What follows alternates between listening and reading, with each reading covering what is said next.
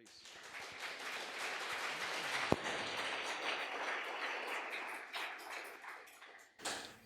Professor and Mrs. Harper, ladies and gentlemen, thank you very much for this opportunity.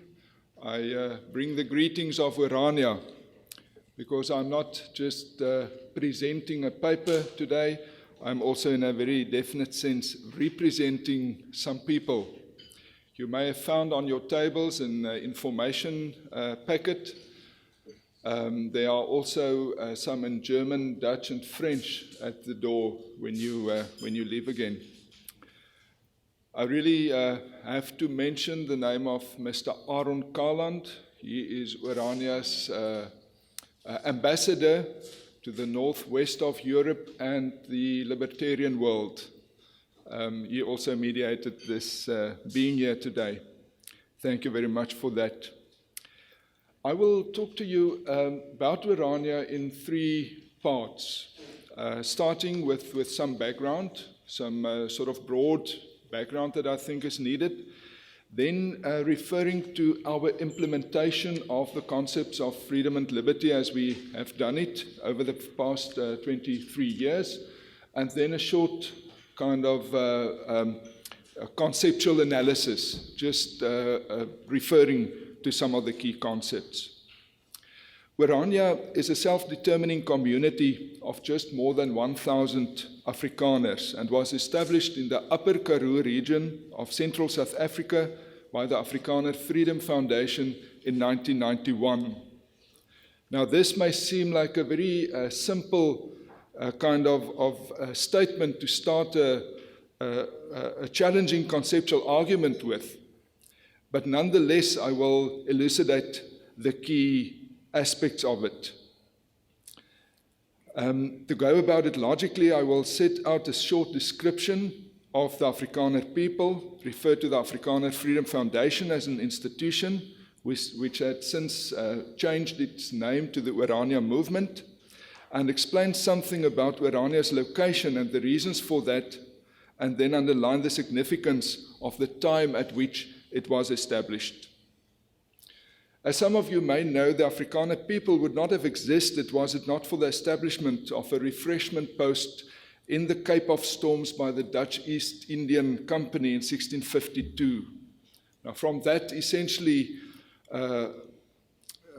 colonial starting point evolved a situation that resulted in the descendants of the early Dutch, German and French settlers to amalgamate into a new socio-cultural group with a distinct self-consciousness, especially in reaction to the later British annexation of the Cape and the civilizational differences with the African tribes that they encountered in their migration along the east coast and the interior of South Africa. During the 18th century, these settlers survived in relative isolation, which resulted in a deviation of language and culture and culminated in a mutual solidarity in the force of alienating political system. And it resulted not only in the short-lived republics of 1795 in the Cape, but also the great track into the interior and the establishment of the bigger Free State and Transvaal republics in the 1850s. These were internationally recognized states, albeit small and poor at the outset, and accommodated a citizenry, the first Afrikaners in a full political sense of the word, who led a traditional kind of life, a rural life, resisting outside control to the extreme, which extreme has been the Anglo-Boer War and more than 30,000 women and children dying in British concentration camps during the Anglo-Boer War. Now, Afrikaners entered this 20th century as a result of this at a low point, not only in terms of political effacement, but also in terms of socio-economic revolution that modernization entailed. South Africa's increasingly centralizing administration was adjusted to mining and industry and to the idea of an economy of scale, which effectively excluded Afrikaners with their mainly traditional skills. Nonetheless, Afrikaners answered to this challenge in two ways. The first was, it's a self-modernization project, firstly by developing Afrikaans as a language to be a modern, technical, scientific, literary language and mediate the process of modernization, and then secondly gaining control of the state of South Africa, establishing it as an independent republic again in 1961, and utilizing the instruments of state for the sake of Afrikaner upliftment and empowerment during most of the 20th century. This was then the second Afrikaner, and judging by the position in which a great number of Afrikaners found themselves by the end of the 20th century, this strategy was hugely successful, and we were able to resist the dominant powers of the world for some time in favor of a very unpopular policy called apartheid. It is common knowledge now that the apartheid government in South Africa gave way to an open democracy in an undivided and unified South Africa, and it follows from the above that this development landed Afrikaners in an awkward position. On the one hand, there is much to be said in favor of our willingly giving up the kind of political freedom that stood in the way of other people's political aspirations, but on the other hand, it stripped us of those instruments that were essential to our well-being and self-confidence. In spite of our proud history as a freedom-loving and anti-imperialist people, we of course during our history walked exactly into that trap. But fortunately, escaping it again, we ended up politically marginalized and on a broad front economically under pressure. That confronts us with the question of how the Afrikaner will maybe reinvent itself for a third time, and on what basis this third Afrikaner will establish a sustainable existence in the world. That brings me then to the Afrikaner Freedom Foundation, an institution that was formed in 1988 by a group of eminent Afrikaner intellectuals and who foresaw the end of white minority rule in South Africa, but did not view any kind of majority domination in a centralized state as preferable to that. They were still attracted to an important line of thinking within Afrikaner nationalist rule since 1948, with the partitioning of South Africa along ethnic lines. Much as this project has failed over the preceding decades, the possibility still existed in the late 1980s, early 1990s, for Afrikaners to take up a part of the country in exchange for giving up control of the whole and let the rest work out a political dispensation to their taste. Now, logical as this may seem, especially in hindsight, it did not carry much support from the Afrikaner elite, and even though the ANC was willing to discuss the proposition, Afrikaners in power preferred to put more trust in constitutional guarantees and in participating in the big state rather than opt for localized and direct forms of self-determination. The Freedom Foundation tried to promote this idea of a Volksstaat at the constitutional negotiations preceding the transfer of power in 1994, but only succeeded in putting the concept on the agenda and seeing to it that one of their political partners entered it as a certain clause into the new constitution. We did decide at that stage to leave the warm fireplace of political philosophizing and enter into the harsh, cold world of political action by finding a town which was left by the Department of Water Affairs, actually a construction camp, which they put up on public tender. They used it to construct part of the canal system in that area, and we got hold of it on public tender, formed a company and bought it. And that was the beginning of the most adventurous and challenging time in the lives of both the idea and its proponents. By 2000, the Freedom Foundation already was a members-driven organization since 1993 and decided to change its name to the Orania movement, to be very concrete. Now, anyone knowing South Africa, and especially our beauty and natural assets, may wonder at the Freedom Foundation's initial choice of a locality for this pilot project. The Karoo is an arid semi-desert region with climatic extremes and, on face value, limited opportunities. But the fact is, it suited the basic demographic argument of focusing on an undeveloped and lowly populated area to which the competing claims would be limited, especially as the Orange River carries the potential for innovative development which a technologically adopted population could unlock. Added to that, Afrikaners lived in the area since the late 18th century, and it is part of South Africa in which Afrikaans is the dominant language, even though the number of Afrikaners living there and still is a small percentage of the total population. I should maybe add that there are other people also speaking Afrikaans, but mainly by replacing their mother tongue, which results in a lack of loyalty towards the language from such groups. Now the question, when was Orania established, comes to the fore. For the continent of Africa, 1994 was not only the year of the Rwandan genocide, in which plus minus 800,000 Tutsis were murdered by the Hutus in government. It was also the year of South Africa's heralded democratic elections. The fact that both these events took place during April of that year could serve to remind Afrikaners of the potentially precarious existence that they entered into at that time.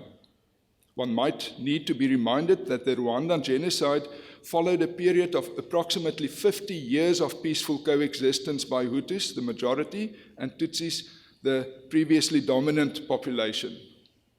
Nonetheless, old resentments came to the fore again and was fired on by seemingly unimportant reasons until a programmed process of violence was entered into.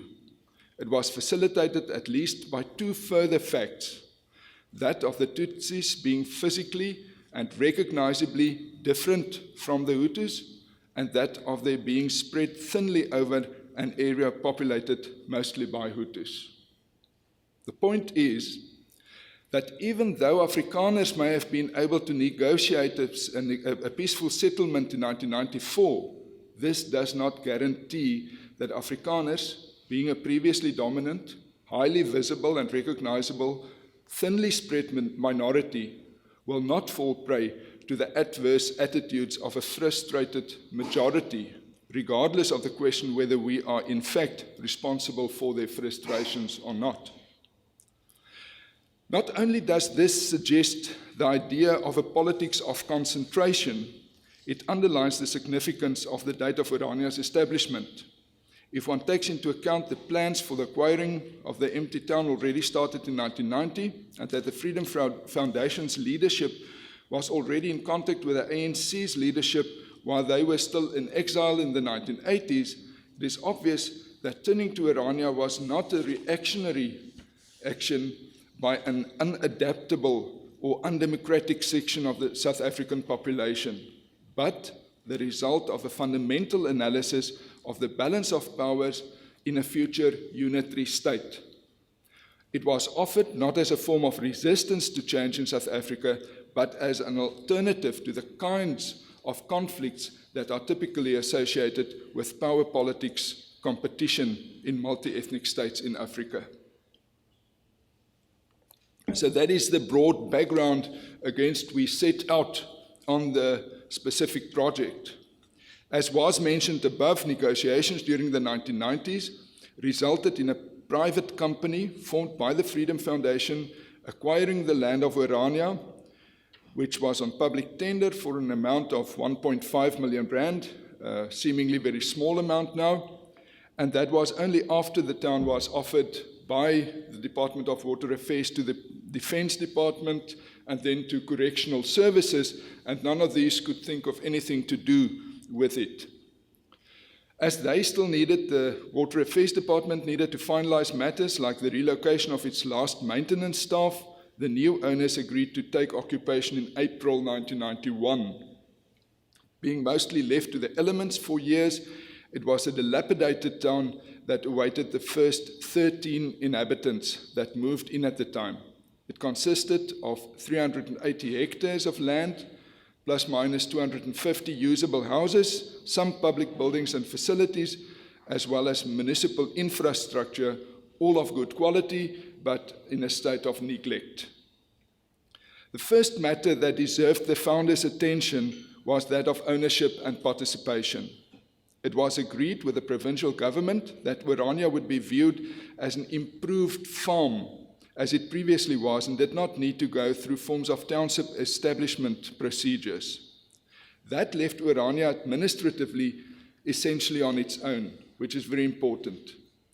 Then the founders established a filial company in the form of a share block scheme in accordance with South African company law, which meant that ownership of plots and houses would be in the form of shares in the company, represented by a share block certificate, specified by a surveyor's map in the file, and guaranteed by survey pegs on the ground.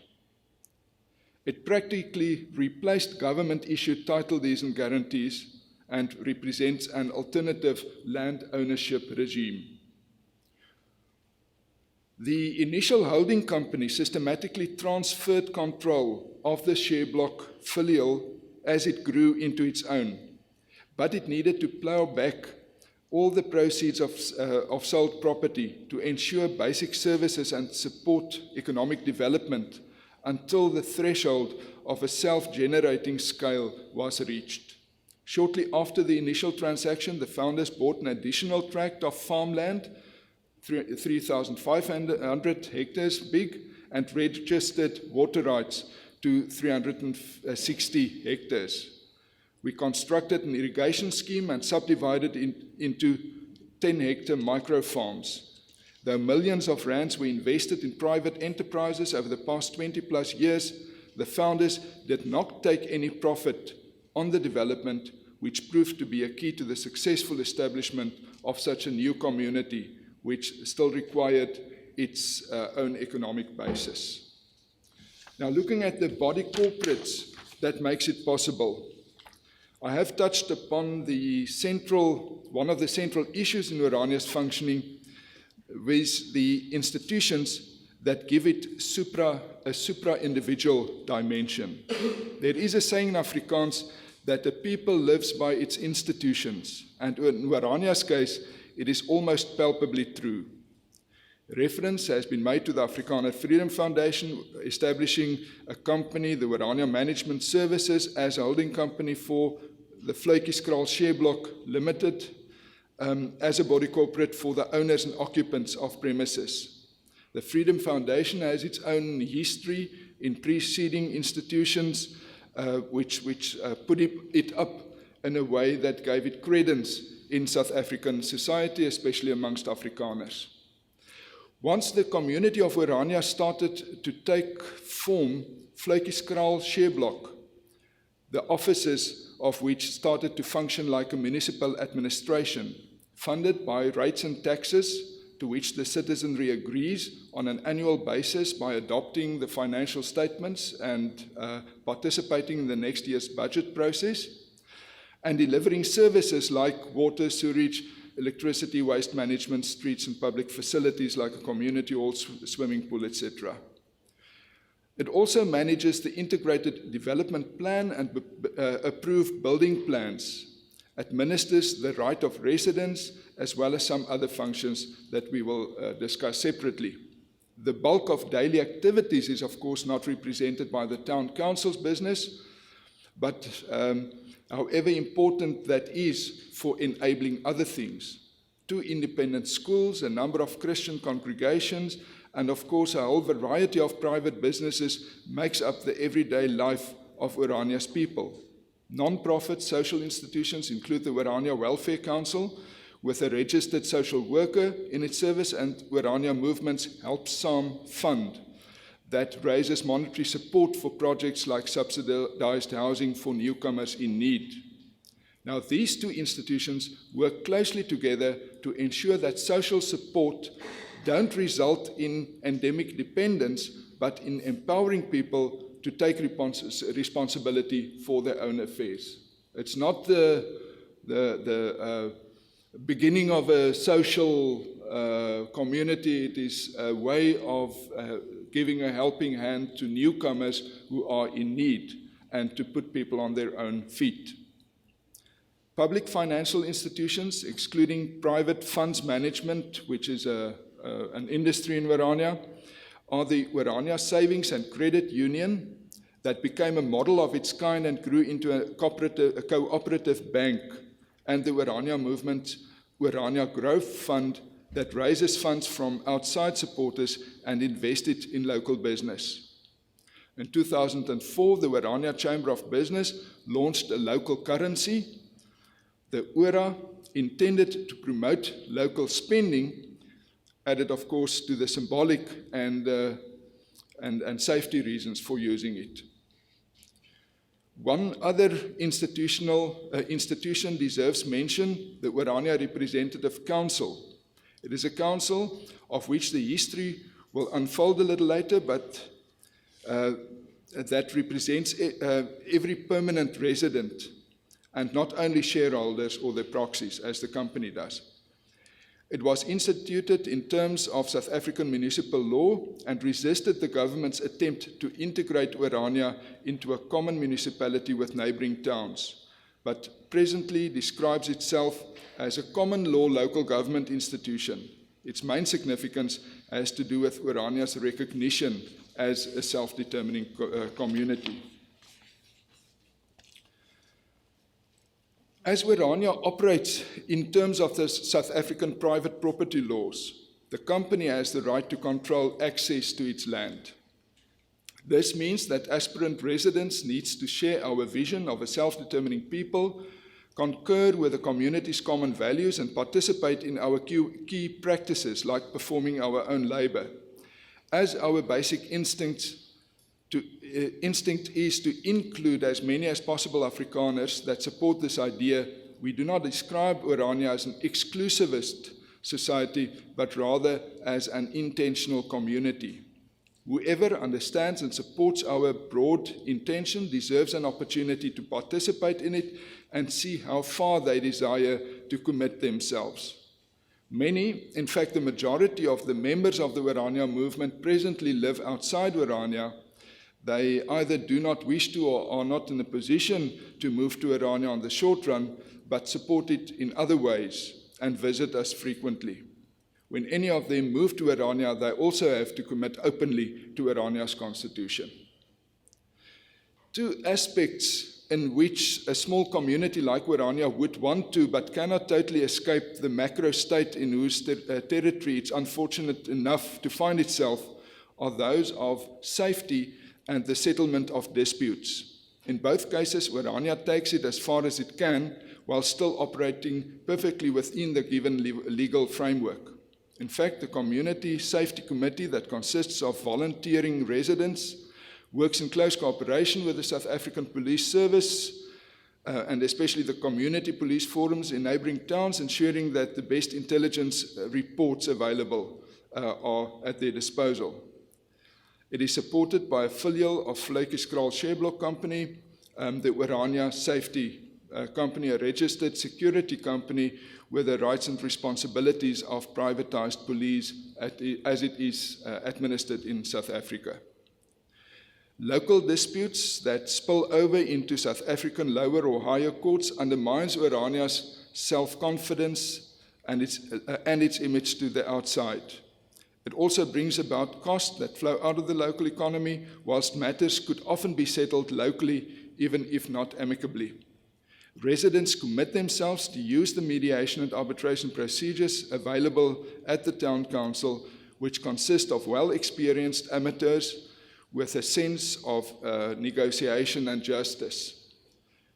Though not all disputes can be satisfactorily settled in this way, it helps to engender a culture of solving our own problems instead of waiting on the state to do it.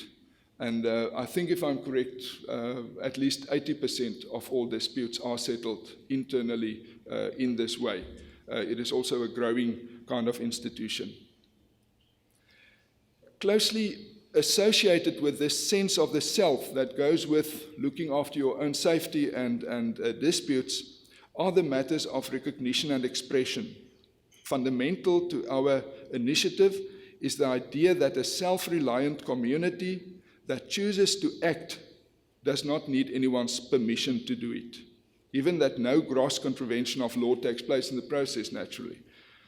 That does not mean that we view the individual community as self-sufficient to the point of isolation, just as we don't hold the individual human being as such. In both cases, the concept of recognition, in other words, being part of a reciprocal network of entities, be it human beings or communities, is our starting point.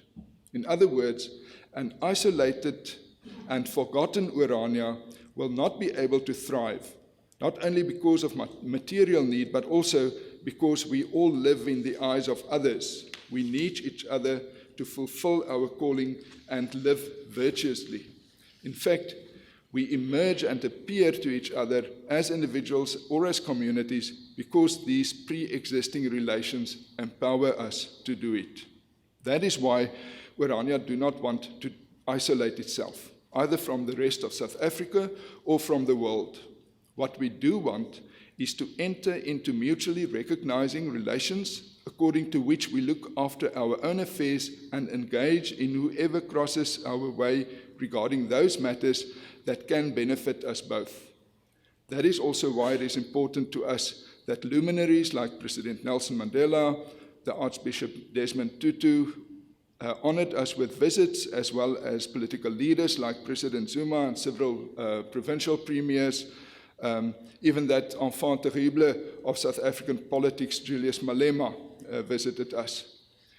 More important may be the Memorandum of Understanding between Orania and Nyameni, a traditional isiXhosa community from the dominantly Xhosa-speaking part of South Africa.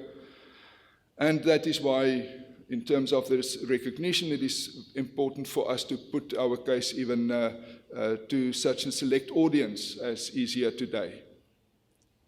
Even our representative council, whose existence carries the stamp of a court order settling the dispute between us and the South African government regarding our local authority, serves as a symbol of the kind of recognition that we need. Which brings us to the question of expressing ourselves in terms of symbols. Not only are practical instruments of self-determination of high symbolic value, so-called pure symbols like a flag, statues of heroes, festive days, national colors, etc., are as important as the words that we use when explaining our case. All of that are held in high regard by our community and are often displayed publicly. In fact, it is by means of symbols that one can exist publicly at all. Now, I want to conclude this part regarding the implementation of our ideas with a short overview of Orania's development after 23 years in operation, referring also to the number and profile of people living there. In 1991, the town was empty. It was an empty shell in a state of neglect.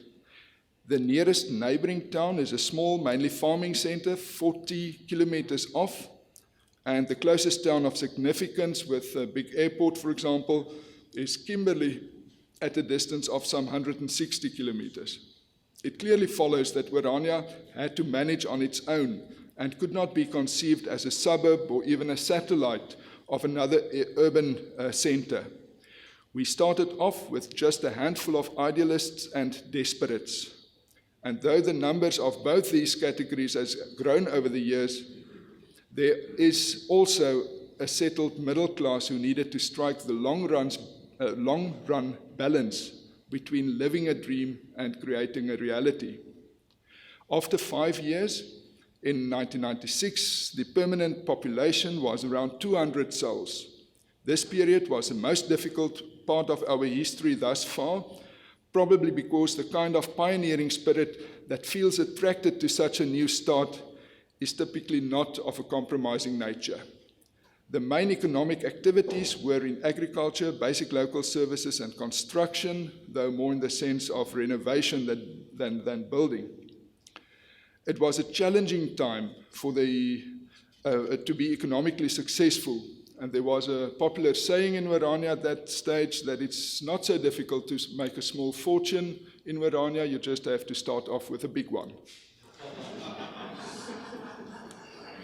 Education was already well developed, although the question of a suitable model was quite contentious. Orania's leadership was represented in the post-1994 provincial parliament under the banner of the Freedom Front that had national representation as well, but everybody did not support this participation in the new system, and cohesion was limited.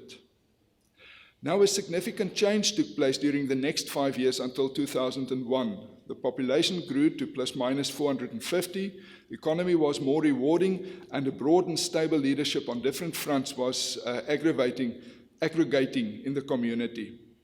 The trusted effect of a common enemy was also felt when Orania's own representative council, that was installed in terms of an interim local government dispensation in South Africa, came under the threat of being incorporated into a new centralized multi-town municipality. The council did not play a significant role in the day-to-day matters in Orania, but it was the statutory recognition represented by it that was important, and the community united behind actions to resist its annihilation. The whole process ended in something of a constitutive moment when a pending case in the High Court was settled a day before South Africa's local elections took place, with an order that Orania's council will be maintained. The following day, Orania held its own elections with a 90% plus voter turnout, and it was reported on national television as the second news item after South Africa local elections being the first.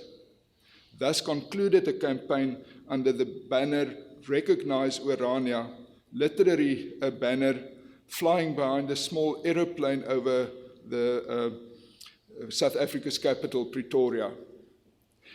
The 5 years up to 26, the third 5 years, was one of consolidation and of mainstreaming the Orania idea, which was perceived by many as no more than a reactionary project fueled by resistance against majority rule in South Africa.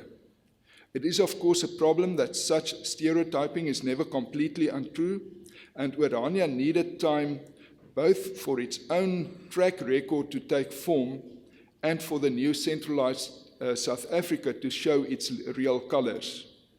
In Orania, both our economy and population kept on growing, nearing 700 souls and rendering a growing number of services to the vicinity.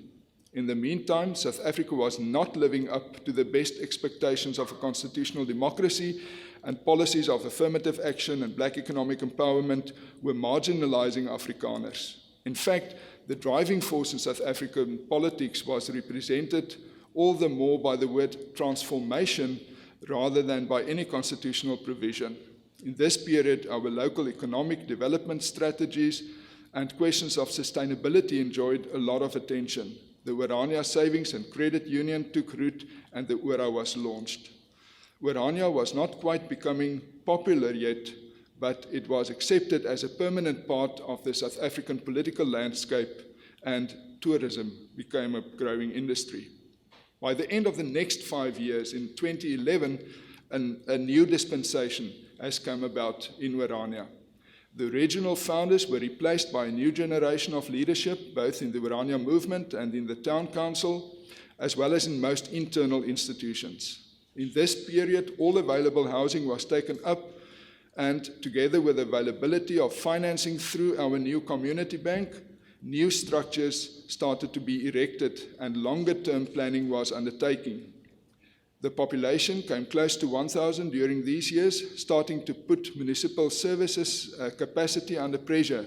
The self-concept of a pioneering town was replaced by one of an established community based on professional town planning, expressing itself in a unique architectural idiom and being in a position to attract the investment and support needed to tackle capital projects. The town council was empowered by an able new executive officer, and taking Orania to the next level became something of a mantra, not only for the administration, but for many of Orania's institutions and businesses as well. It included the acquisition of strategic new farmland with opportunities for further township development. It would be risky by now to say too much about the present, except that the political environment is not becoming friendlier towards us, and that the time for the politics of concentration has really come. Orania needs to capitalize on all that it has learned and gained over the past 2 decades and gear itself for accelerated population growth by developing the economic and social capacity that supports it. That brings me to the last short part of the presentation, a conceptual evaluation or understanding of it all. Up to this point, the concepts of freedom, liberty, common sense were used but not introduced. These are words that one would expect to encounter separately or in combination in a discourse of the property and freedom society, but they need some illumination if they are to open a broader perspective on Orania as an experiment in reality, and if that broader perspective is to enrich our understanding of where property and freedom could take us to. In the process, I will be drawing on the classical tradition, especially on Aristotle's political thinking as mediated by Hannah Arendt. Firstly, freedom stands in contrast to necessity. Freedom stands in contrast to necessity, and it means not to be subjected to external force, be it the force of hunger, pain, or someone else's dictates. As the human life is subjected to natural processes and cycles, even in good health, we always need to eat again. The animal laborans has to perform the labor that goes with feeding, clothing, cleaning, and all those activities that never end. Whoever spends his life on this labor is not free, but a slave or a servant, because he does not have the capacity to participate in the matters of the city. He cannot meet the citizens on an equal footing. In fact, insofar as meeting other citizens as peers and equals is the object of freedom, not only labor, but also work stands in the way as well. Work then refers to those activities by which not our bodies are looked after, but by which our common world is established, the world of things, by which those things that transcend our individual lives and rhythms are fabricated, our houses and forums and public places, the activities of homo faber. Even those whose lives are taken up by producing the things that brings us together, as a table brings people together around it, who are not slaves or servants but tradesmen of all kinds, are not set free to play the role of the citizen.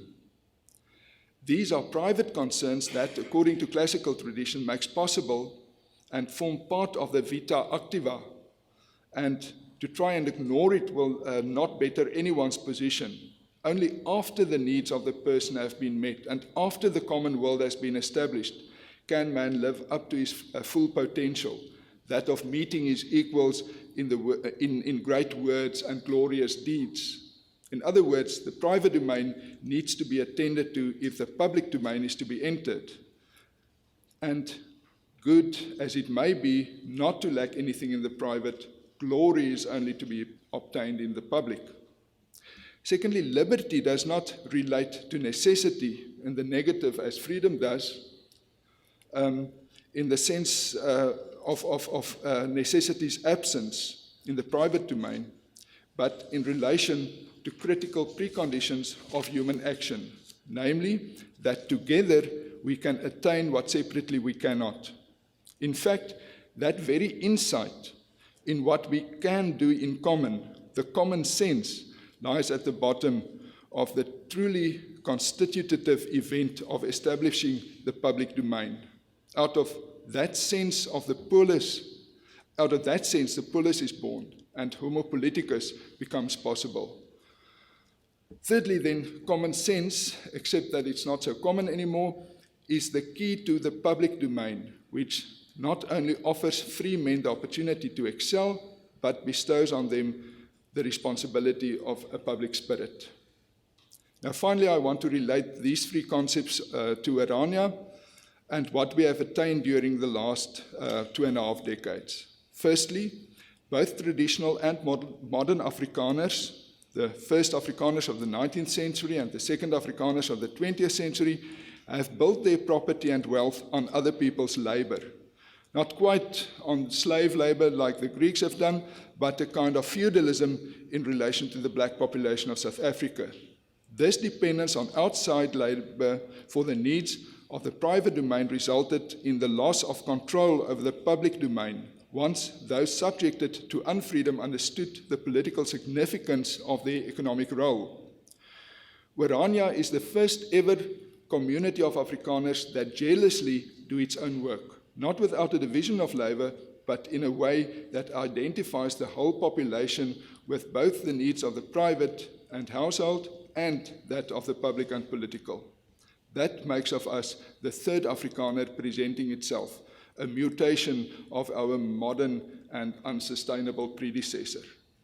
Secondly, it broadens our frame of mind from freedom, the absence of necessity for the individual, to liberty, the opportunity to act together as a community that sets up a polis to become a political community. Although it may imply that we relegate individual rights to a second order, it does not mean that we have collectivist preferences. It means that the free and fulfilling individual life is presupposed by something else, without which it would not be possible. We are convinced that it presupposes a concrete, functional community rather than something as abstract and distant as an operative judicial system. In fact, even an operative judicial system presupposes something of a community, more of it than is normally understood. Thirdly, as far as common sense is concerned, we view the community not as the sum of its individual members, not even as more than the sum of its individual members. We view it as a human phenomenon of a different and more fundamental order. It comprises of individual members, but also of shared institutions, traditions, beliefs, languages, memories, aspirations, and a place for it all, a world of common things, a heimat, a public domain. That is why we have founded Orania, so that our children may not only have a home, but also that they may have a place in the world where they may perform glorious deeds, as did their forebears and ours. Thank you.